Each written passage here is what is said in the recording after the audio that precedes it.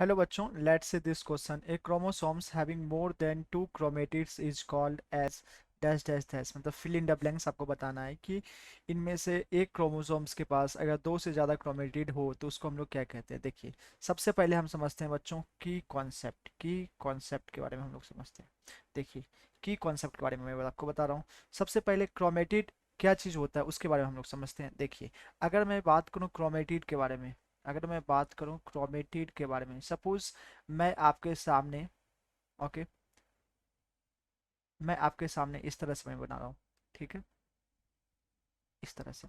तो अगर मैं आपके सामने इस तरह से अगर बना रहा हूँ तो बच्चों ये और ये एक क्रोमेटिड है, ये और ये एक क्रोमेटिड है, एक दूसरे से बीच से किससे जुड़ा हुआ है बच्चों, सेंट्रोमियर से। ओके, तो ये बेसिकली इसी को हम लोग क्या कहते हैं, क्रोमेटिड कहते हैं। अगर ये क्रोमेटिड का नंबर ज़्यादा हो जाता है तो उसको क्या कहते हैं। देखिए, अगर मैं बात करूँ साइंटिस्ट बाल्वेनी के बारे में, किसके बारे में, साइंटिस्ट बाल्वेनी के बारे में। तो साइंटिस्ट जो बालबेनी साइंटिस्ट थे, इन्होंने 1881 में पॉलीटीन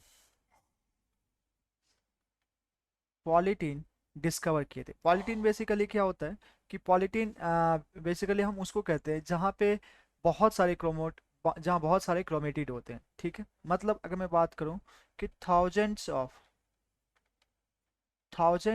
डीएनए स्ट्रैंड,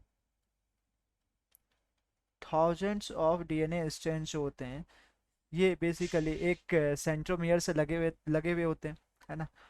और ये किस में प्रेजेंट होते हैं, इंसेक्ट में प्रेजेंट होते हैं, इंसेक्ट्स में प्रेजेंट होते हैं। और इंसेक्ट्स के भी कहाँ प्रेजेंट होते हैं, सलेवरी ग्लैंड में, सलेवरी ग्लैंड में ये प्रेजेंट होते हैं। ओके, और ये लेंथ में जो होते हैं बच्चों, ये जो लेंथ में होते हैं, पॉलीटीन जो लेंथ में होता है ये काफ़ी लार्ज होता है, वेरी लार्ज। ओके, तो मुझसे सिंपल सा क्वेश्चन पूछा गया यहाँ पे कि ये बताएं कि a chromosomes having more than two chromatids is called as polytene. Okay, polytene कहते हैं उसको। I hope you understood well, thanks, best of luck.